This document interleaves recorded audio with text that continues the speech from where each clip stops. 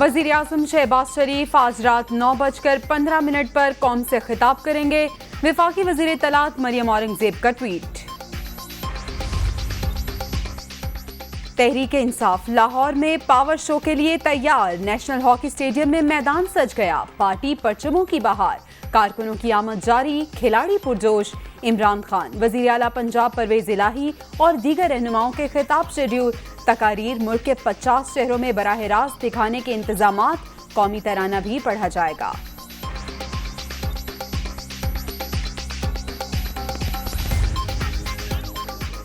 और आज लाहौर में तारीख साज जलसा होगा। तमाम साजिशें बेनकाब की जाएंगी। विफाक में इक़्तिदार की कश्ती आखिरी हिचकोले ले रही है। किसी बैरूनी ताकत को मुदाखलत की इजाज़त नहीं देंगे। हमाद अजहर की ललकार, ऐसा पाकिस्तान चाहते हैं जहां अवाम फैसले करें। इमरान खान जलसे में आइंदा का लाहे अमल देंगे। असद उमर की मीडिया टॉक।